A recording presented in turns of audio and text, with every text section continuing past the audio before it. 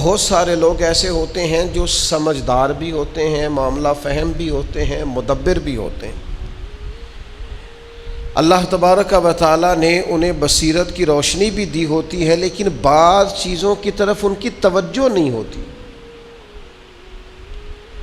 عدم توجہی کی وجہ سے بعض چیزیں خراب ہو رہی ہوتی ہیں۔ وہ سمجھدار لوگ ہوتے ہیں، جب کوئی انہیں سمجھاتا ہے،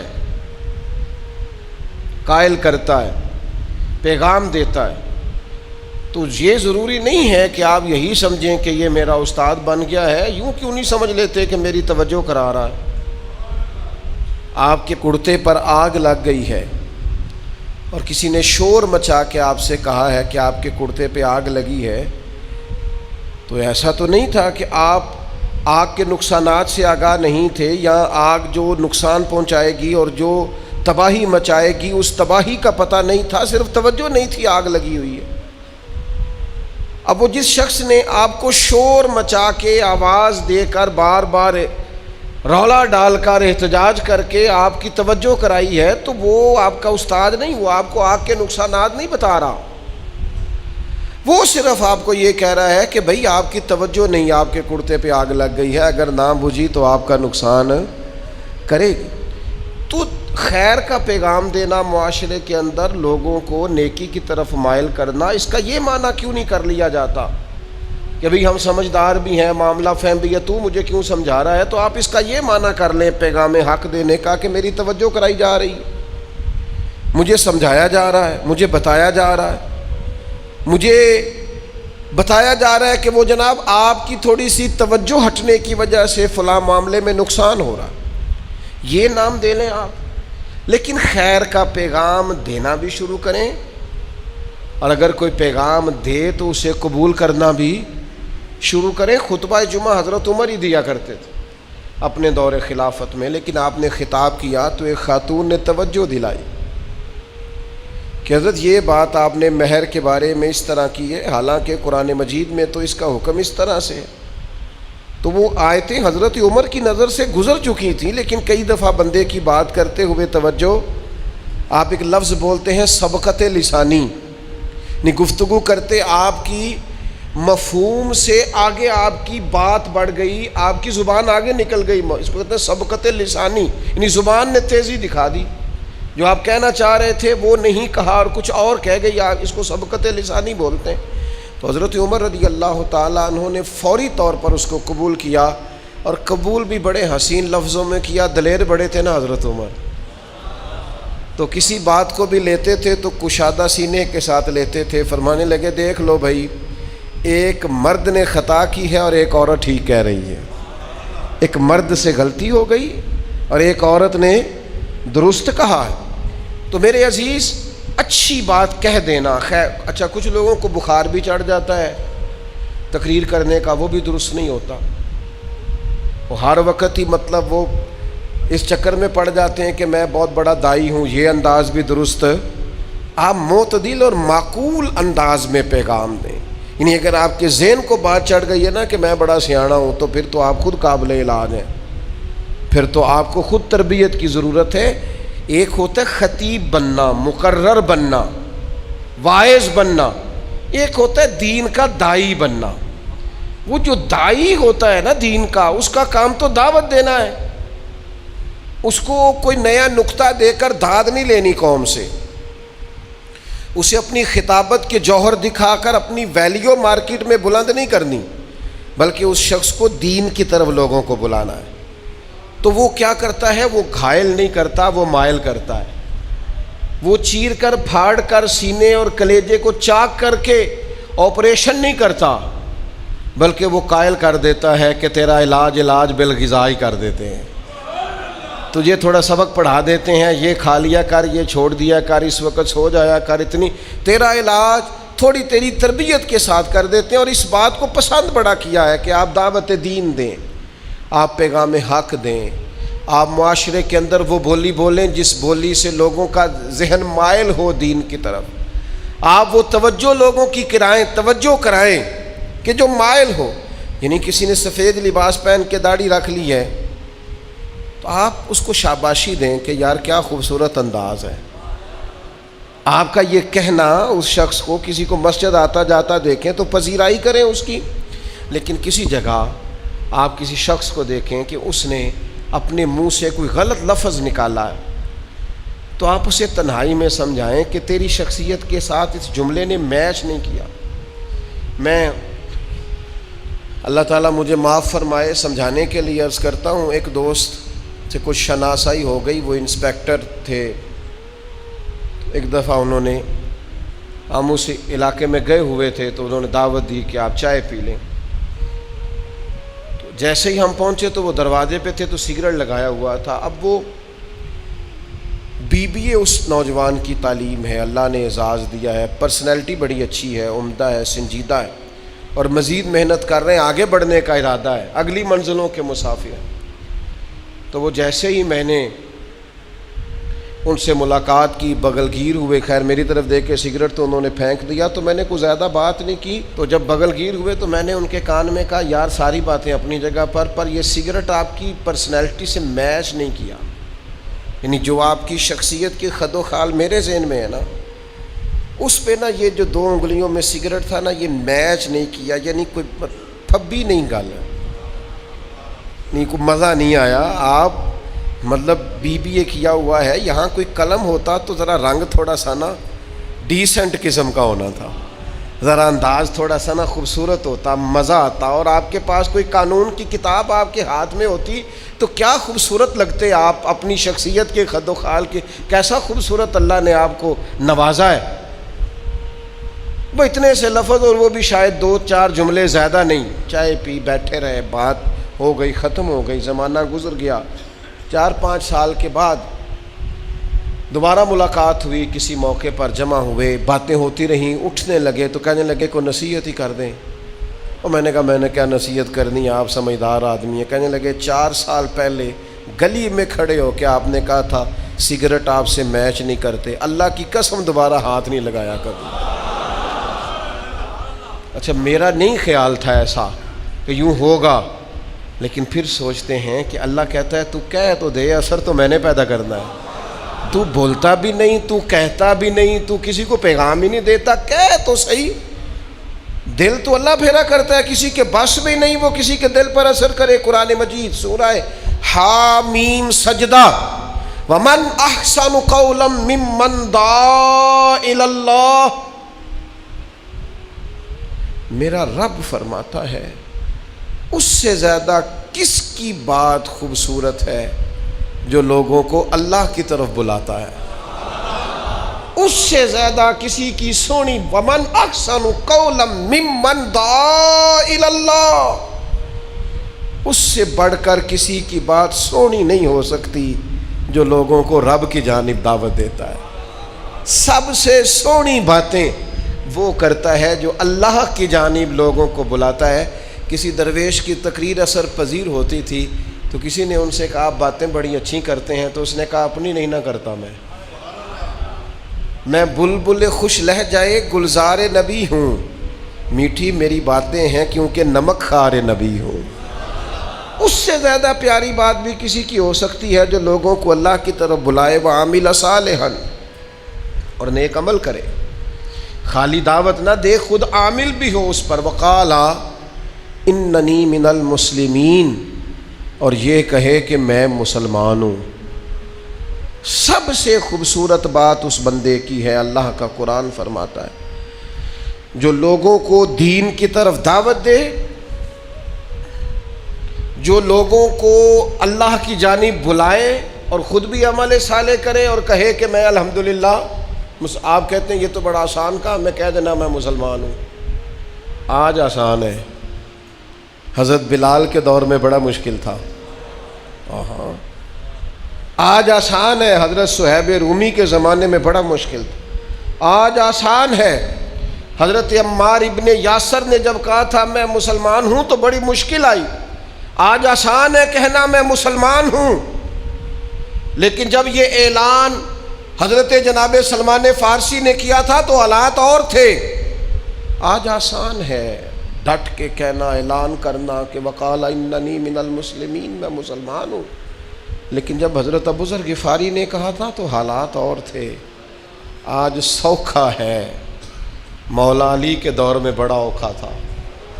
آج رستہ ہموار ہے، حضرت عثمان کے دور میں گھاٹیاں دشوار تھیں۔ آج کہنا مسلمان ہونا یہ پذیرائی کا دور ہے، جناب عمر کے زمانے میں رنگ اور تھا، آج سوکھا ہے، آسان ہے۔ لیکن اتنا مارا تھا کفار نے حضرت ابو بکر صدیق کو کہ ہوش نہیں آئی کتنے گھنٹے جناب ابو بکر صدیق۔ آج تو آسان ہے، اس دور میں مشکل تھا۔ یہ عشق نہیں آسان، بس اتنا سمجھ لیجئے ایک آگ کا دریا ہے اور ڈوب کے جانا ہے، اس پر تیرتے بھی نہیں چل سکتے، قدم بھی نہیں رکھ سکتے، اس کے اندر ڈوب کر کے آپ کو آگے بڑھنا ہے۔ یہ سخت ترین اور کٹھن ترین مرحلہ، تو اس سے بڑھ کر اچھی بات کس کی ہو سکتی ہے؟ بھائی اس پر مفسرین نے بڑا کچھ لکھا، کہا اس سے مراد انبیاء ہے، سب سے سونی بات نبیوں کی، اس کے بعد اس سے مراد علماء ہیں، سب سے خوبصورت بات علماء کی جو دین کی طرف بلاتے ہیں، پھر اس سے مراد مجاہدین ہے، سب سے سونی بات مجاہدین کی،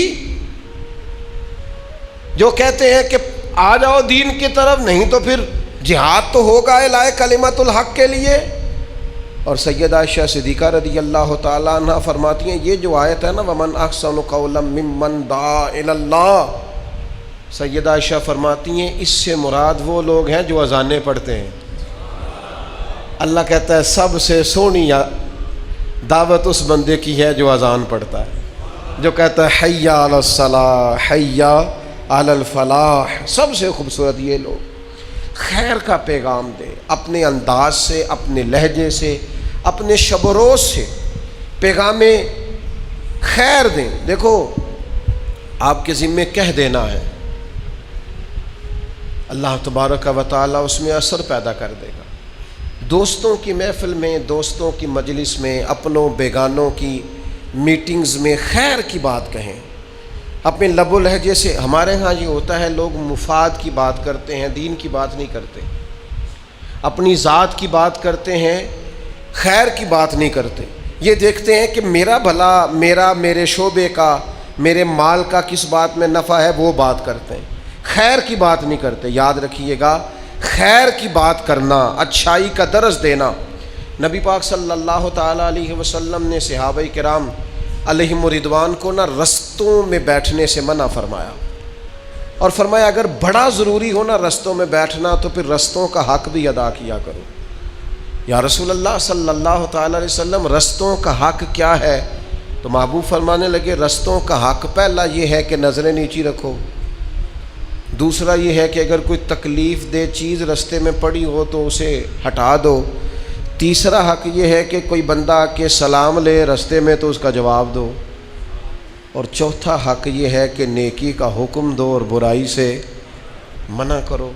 تم لوگوں کو خیر کا، اگر رستے میں بیٹھے ہو تو پھر تم اس کا حق ادا کرو، پھر آنے جانے والوں کو دین کی بات بتاؤ، پھر ملنے والوں سے پیغام دین دو، پھر تمہاری طبیعت اس طرح کی ہو کہ تم قائل کر سکو، تھوڑی تھوڑی لوگوں کی توجہ کراؤ، کہو یار یہ انداز ٹھیک نہیں، یہ لہجہ ٹھیک نہیں، یہ تیرا چلنا ٹھیک نہیں، تیرا اس طرح سے رستے میں موٹر سائیکل کھڑی کر کے اور رستے کو بند کر کے چلے جانا یہ ٹھیک نہیں ہے، یہ تیرا انداز گفتگو کا، اونچی آواز میں بولنے کا، یہاں ارد گرد بہنیں بیٹیاں بھی بستی ہیں، یہ تیرا طرز ٹھیک، نہایت اچھائی کے ساتھ، نہایت خلوص کے ساتھ، نہایت محبت کے ساتھ، قائل کرنے کے انداز میں، سمجھانے کے انداز میں، تعلیم کے انداز میں لوگوں کو تھوڑی توجہ دلائی جائے۔ رستوں میں اگر بیٹھنا ضروری ہو، ہمارے ہاں کیا ہوتا ہے، اب تو خیر وہ رواج نہیں، کبھی دیہاتوں میں لوگ رستوں میں بیٹھتے تھے تو آنے جانے والے کو تبلیغ تو نہیں کرتے تھے، البتہ آنے جانے والے پہ تبصرہ ضرور کرتے تھے،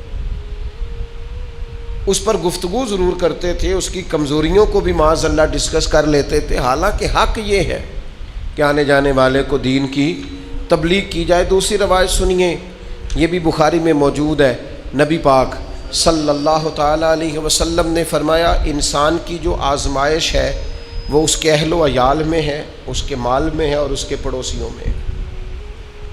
یہ تین چیزیں اس کی آزمائش ہیں۔ اس کے مال کے بارے میں بھی قیامت میں سوال ہوگا، کہاں سے کمایا، کہاں خرچ کیا، اولاد کی تربیت کیسی کی، بہت بڑی آزمائش ہے، صبح قیامت اس کے لیے سوال ہوگا۔ بالکل جو لوگ پڑوس میں رہتے ہیں جن کو ہم سایہ کہتے ہیں، ہم، اس کا کیا مطلب ہوتا ہے؟ ایک سائے میں رہنے والے۔ یہ کون ہے؟ یہ میرا، ہم دونوں ایک سائے میں رہتے ہیں۔ تو ہمسایوں کے بارے میں قیامت میں یہ تھوڑا سا الگ الگ لکھ کے دیکھیے گا کبھی اپنے کاغذ قلم سے، ہم الگ لکھے اور سایہ، اس کا معنی کیا بنتا ہے؟ اکٹھے سائے میں رہنے والے۔ اچھا، دور دوستی ہوگی، ہمسائے سے اختلاف ہوگا، تو نبی پاک علیہ السلام نے فرمایا تین چیزوں میں آزمائش ہے، مال میں، اولاد میں اور ہمسائے میں۔ پھر خود ہی کریم نے مہربانی فرمائی، فرمایا تمہیں بتاؤں ازالہ کیسے ہو سکتا ہے، اس آزمائش سے نکلا کیسے جا سکتا ہے، اس آزمائش سے بری و ذمہ ہونے کا طریقہ کیا ہے؟ تو حضور علیہ الصلوۃ والسلام فرمانے لگے اس کا ازالہ نماز ہے، اس کا ازالہ خیرات و صدقات ہے، اور فرمایا اس کا ازالہ یہ ہے کہ اچھی بات کا حکم دو اور بری بات سے منع کرو۔ اگر تم یہ کام کرتے ہو تو پھر یہ آزمائش نہیں رہے گی، پھر تم اس آزمائش سے نکل جاؤ گے۔ دے نا پیغام اپنے بچوں کو نیکی کا، دے اپنے ہمسایوں کو نیکی کا میسج، دے آپ ان لوگوں کو پیغام جو دور بیٹھے۔ میں بڑی دیر سے اس بات پر غور کرتا ہوں کہ ہماری تبلیغ بہت ساری جگہوں پہ پہنچی نہیں۔ ہم نے بہت ساری جگہوں پہ پیغام دین دیا، ڈھیر سارے لوگ ہیں جن تک پیغام نہیں پہنچ سکا۔ ہمارا دعویٰ ہوتا ہو اتنا بڑا جلسہ ہوا تو یہ تو روٹین میں محفلوں میں آنے والے لوگ ہیں، انقلاب کیا آیا؟ دعویٰ ہوتا ہے ہمارا کہ جناب کمال ہو گئی، وہ دیکھو کہاں تک بڑے بڑے ادارے قائم ہو گئے، ہمارا دعویٰ ہوتا ہے۔ پر سوال یہ ہے کہ ابھی تو لاکھوں کروڑوں لوگ ایسے ہیں جن تک دین کا پیغام پہنچا ہی نہیں۔ آپ دیکھ لیں ڈھیر ساری فیملیز ہیں جو پوش علاقوں میں شفٹ ہو گئی ہیں، ان کے بچوں کا کتنا آنا جانا ہے مسجدوں میں، غور کر کے دیکھ لیں۔ اب یہ تنقید کرنا، مجھے ایک صاحب کہنے لگے کہ ایک پوش ایریے میں نے قربانی کا منظر یہ دیکھا ہے کہ وہ جانور گھر نہیں لاتے، وہ سمجھتے ہیں کہ یہ کہاں رکھیں گے، کیا کریں گے، اور قربانی بھی کرنی ہے۔ تو صاحب کہنے لگے کہ گوشت تو ہم نے ویسے ہی ہفتہ وار لگوایا ہوا ہے، کسائی دے جاتا ہے، تو ہم نے یہ کیا ہے کہ اپنے ملازموں کو پیسے دے دیے، یہ پیسے لے لو ہماری طرف سے، بکرا خریدنا اور اپنے گاؤں میں ذبح کر لینا، ہماری قربانی ہو جائے گی۔ میں ان کے عمل سے اختلاف نہیں کرتا، اچھی نیت سے انہوں نے یہ کام کیا ہوگا، لیکن اب جب آپ اتنے بڑے ایریے میں چلے جاتے ہیں تو بعض اوقات دین کی بنیادوں پر اس خوبصورتی سے عمل کرنا، اس حسن کے ساتھ عمل کرنا وہ قائم، ورنہ ہم نے ایسے لوگوں کو بھی دیکھا گاؤں چھوڑ کے شہروں میں چلے گئے، لیکن عیدیں پڑھنے اپنے دیہاتوں میں آتے ہیں، وہ کہتے ہیں جو لطف اپنے گاؤں میں ہے نا نماز عید ادا کرنے کا، اپنوں کے بیچ وہ کہیں اور۔ تو ان لوگوں تک پیغام تو پہنچانا ہے نا، جو ملک سے باہر شفٹ ہو گئے، پیغام دین تو انہیں بھی دینا ہے، جو ابھی مسلمان نہیں ہوئے دین کا پیغام انہیں بھی۔ کتنا بڑا فریضہ ہے تبلیغ کرنا، کتنا اہم کام ہے لوگوں کو دعوت خیر دینا، اور یہاں لوگ اس اہم کام سے غافل ہیں۔ اب جو تقریریں ہمارے ہاں ہوتی ہیں نا، جو کانوں کی لذت کے لیے خطاب ہم سنتے ہیں، وہ تو داد امداد کے مسئلے ہیں میرے بھائی، وہ تو ہو مجھے مزہ نہیں آیا، اونچا سبحان اللہ کہو گے تو بات چلے گی، تو میں نقطہ دینے لگا ہوں، تو میں کئی دفعہ تو اسٹیج پہ بیٹھے ہوتے ہیں تو ڈر آتا ہے، نقیب محفل گھوم کے ادھر چلا جاتا ہے، پھر گھوم کے ادھر آ جاتا ہے، کیوں ہونے لگا کہ اندر ذرا تگڑے ہو جو میں جملہ دینے لگا، تو مطلب وہ میرے جیسا دیسی آدمی تو سمجھتا ہے پتہ نہیں جملہ دینے لگا ہے کہ بمب جلان لگا ہے۔ بھئی جو بات کرنی ہے تو کر دے، مہربانی کر، جملہ دے۔ جملہ کیا ہوتا ہے؟ آپ کیوں جملے تراشتے ہیں؟ آپ نے آیتیں ساری سنا لی ہیں قوم کو، کیوں ضرورت پڑ گئی آپ کو جملہ تراشنے کی؟ آپ نے احادیث ساری سنا لی قوم کو، اقوال اصحاب سے آپ نے آگاہ کر لیا ہے امت کو، کیوں ضرورت پڑی آپ کو جملے تراشنے؟ جملے نہ تراشیں، آپ کتاب و سنت کی روشنی میں اللہ کے بندوں سے گفتگو کریں۔ لوگوں کو پیغام میں دین دیا جائے، دعوت خیر دی جائے اچھے طریقے سے، اچھے اسلوب سے، اور قائل کیا جائے کہ یار یہ خیر ہے، یہ شر ہے، تھوڑا سمجھایا جائے، تھوڑا بتایا جائے۔ کتنے بڑے پوسٹر لگتے ہیں ڈینگی سے بچاؤ کے لیے، ملیریا سے بچاؤ کے لیے، فلاں فلاں۔ او میرے بھائی، تھوڑا سا تو آپ کو کام کرنا چاہیے گناہوں کی بیماری سے بچاؤ کے لیے۔ یہاں تو گناہ نفسیات پہ سوار ہو گئے، لوگوں کی ذہنی سطح اس طرح کی کر دی گئی ہے کہ معاذ اللہ گناہ کرنا، گناہ کے قریب جانا آسان ہوتا جا رہا ہے۔ اپنے قوم کا اخلاقی دیوالیہ نکال رہے لوگ، تو کچھ تھوڑی خیر کی جائے۔ آپ انداز دیکھیے رسول پاک صلی اللہ تعالی علیہ وسلم کے سمجھانے کا۔ میں کبھی کبھی سوچتا ہوں کہ جتنے لوگ نفسیات پہ ریسرچ کرتے ہیں وہ سارے کبھی چھوڑ جائیں نا، اور صرف مدینے والے محبوب کی حدیثیں پڑھیں۔ اتنی ذہنی نفسیات کے قریب بات ہے کہ انسان کو نہ کسی فلسفے میں الجھنا پڑتا ہے، نہ اسے معنی کی عمیق گہرائیوں میں اترنا پڑتا ہے، نہ اسے جملے توڑ کے دوبارہ جوڑنے پڑتے ہیں، نہ اسے سیاق و سباب کی زیادہ آزمائش سے واسطہ پڑتا ہے۔ سیدھی سیدھی بات، اور سیدھی سیدھی جا کے ٹکراتی نہیں، چھوتی نہیں، غلام کے دل میں بیٹھ ہی جاتی ہے۔ ایسے جیسے جگہ لے لی ہے، اور ایسے جیسے پہلے سے گنجائش بنی ہوئی تھی محبوب کی بات کے لیے، وہ سیدھی جگہ پکڑتی ہے۔ حضرت ابو ذر رضی اللہ تعالیٰ عنہ بیان کرتے ہیں کہ کچھ غرباء نے آ کے عرض کیا، ضعیف، کمزور، مالی طور پر کمزور لوگوں نے، کہ یا رسول اللہ صلی اللہ تعالیٰ علیہ وسلم، امیر لوگ تو ثواب سارا لوٹ کے لے گئے۔ یا رسول اللہ صلی اللہ تعالیٰ علیہ وسلم، نماز تو ہم بھی ان کی طرح پڑھتے ہیں، روزہ رکھتے ہیں، پر وہ اپنے زائد مال سے صدقہ کر کے ہم سے آگے گزر جاتے، تو وہ تو آگے گزر گئے۔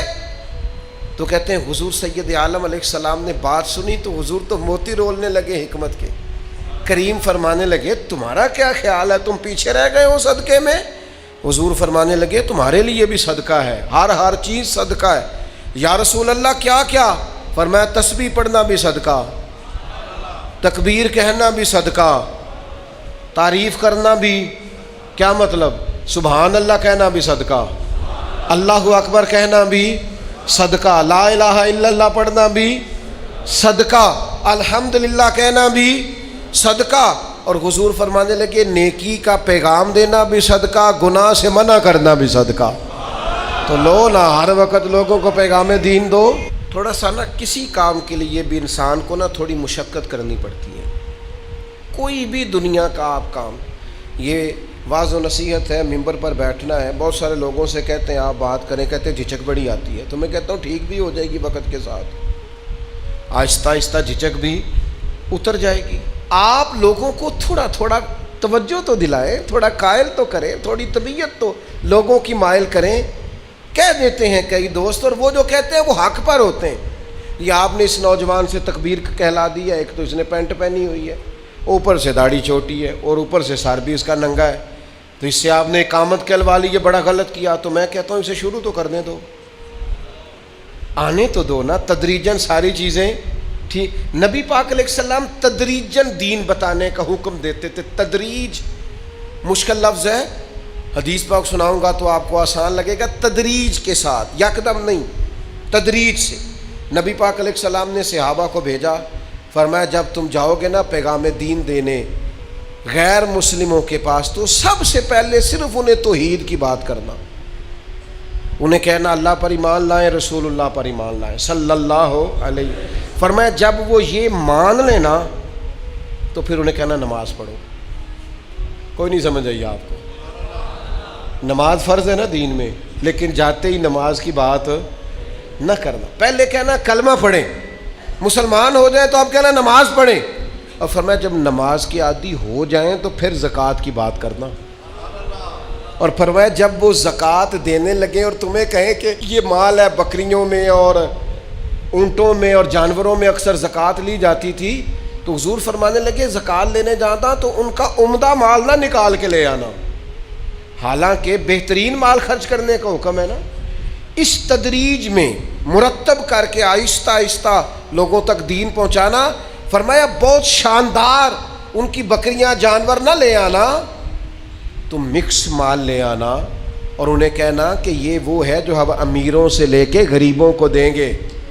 اور حضور فرمانے لگے یہ خیال رکھنا کہ کہیں ان کا کوئی حق نہ ضائع ہو جائے. خیال کرو, ایک تدریج کے ساتھ, ایک حکمت کے ساتھ, ایک دانائی کے ساتھ لوگوں کو دین. حضرت طفیل بن عمر دوسی رضی اللہ تعالیٰ عنہ قبیلہ دوس کے ایک معزز آدمی تھے, انہوں نے کلمہ پڑھا. عرض کی حضور میری کوئی ڈیوٹی. فرمایا تم نے اپنے ہی قبیلے کو دعوت دین دینی ہے. وہ تشریف لے گئے. کچھ دنوں کے بعد بڑے غصے میں آئے, کہا یا رسول اللہ میں نے بڑی کوشش کیا, وہ نہیں مانتے.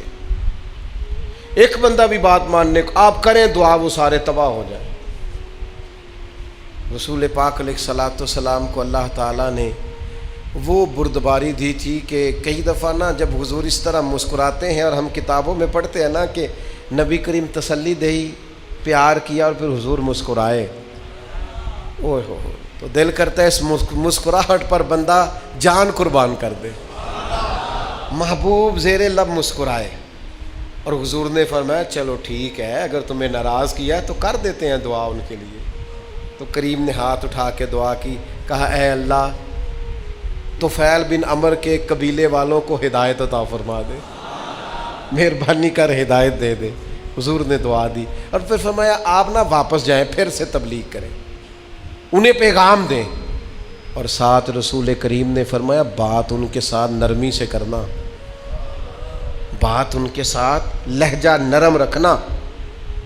حضرت طفیل بن عمر کہتے ہیں میں واپس آ گیا اپنے قبیلے کے پاس, میں نے انہیں دعوت دی دوبارہ سے. اب تو کمال ہی ہوگا, میں جدھر جدھر جاتا مجھے اللہ خیر ہی عطا فرماتا.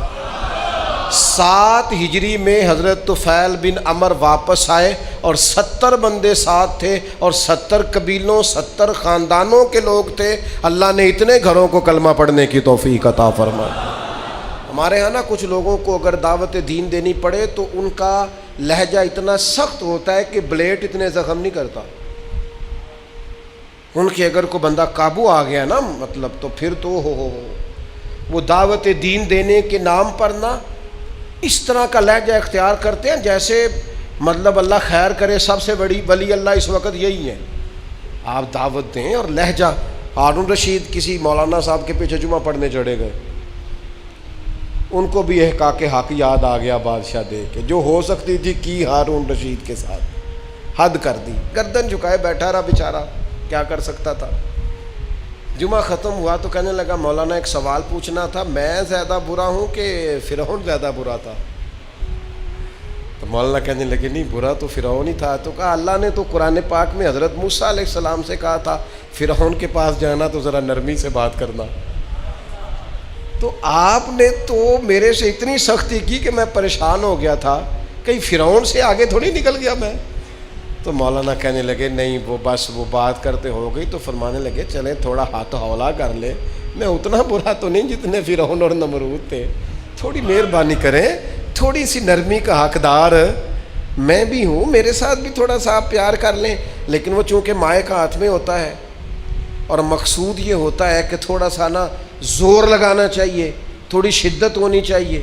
اور بعض لوگ جو بات بالکل بھی نرم کرنے والی ہوتی اسے بھی اتنے جوش سے کرتے ہیں کہ بندہ پریشان ہو جاتا ہے کہ بھی اس جملے پہ اتنا زور لگانے کی کیا ضرورت. آپ یہ بات آہستہ بھی کر لیتے تو بڑی آسانی سے سمجھ میں آ سکتی تھی. دانائی کے ساتھ پیغام دین دیں, ضرور اپنے ساتھ والے کو پیغام دیں. یار یہ بڑی تکلیف دہ بات نہیں کہ آپ کسی کو سمجھا رہے ہیں اور اسے کہہ رہے ہیں تیری 40 سال عمر ہو گئی تینوں نماز پڑھنی نہیں آئی. تو پھر جس 80 اور 90 سال کے بندے کو نبی پاک دین کا پیغام دے رہے تو اسے کہہ دینا چاہیے تھا کہ 90 سال ہو گئے تجھے آج تک عقل ہی نہیں آئی. کہا جا سکتا ہے معاذ اللہ, کیا بات کرتے ہیں آپ. یہ تو یار جو ہمارا گاہک بن کے دکان پہ آ جائے اس کے ساتھ تو کڑوے نہیں بولتے کہ دکانداری خراب نہ ہو جائے. تو جو دین سیکھنا ہے اس کے ساتھ کڑوے بولتے ہو تاکہ اخلاقی اقدار کا جنازہ نکل جائے. اس لیے ایک تو کوشش کریں لوگوں کو پیغام حق دینے, اور دوسرا پھر اس کا جو خوبصورت ترین اسلوب ہے, بہترین پیرایا, اس خوبصورت پیرائے کے اندر لوگوں کو دعوت دین دیں. یہ نہایت ضروری کام ہے، نہایت اہم مسئلہ ہے۔ اپنی اپنی جگہ مبلغ بن جائیں اور کوشش کریں کہ لوگوں کو بڑے دھیمے، اور کسی کو بھی کسی کے سامنے نصیحت نہیں کرنی۔ حضور نے فرمایا جس نے لوگوں کو بھائیوں کے بیچ نصیحت کی اس نے اسے ذلیل کیا ہے۔ اکیلے میں نصیحت کریں، تنہائی میں سمجھائیں، اور اس میں بھی عاجزانہ لہجہ اختیار کریں۔ کسی شخص کے ساتھ دینی ماحول کے اندر اپنے لہجے میں کڑواہٹ پیدا کرنا یہ درست نہیں ہے۔ اللہ تعالیٰ امت میں ایسے مبلغ پیدا کرے کہ وہ دین کی دعوت اتنے خیر کے ساتھ دیں کہ پھر سے ایک دفعہ دین کی روشنی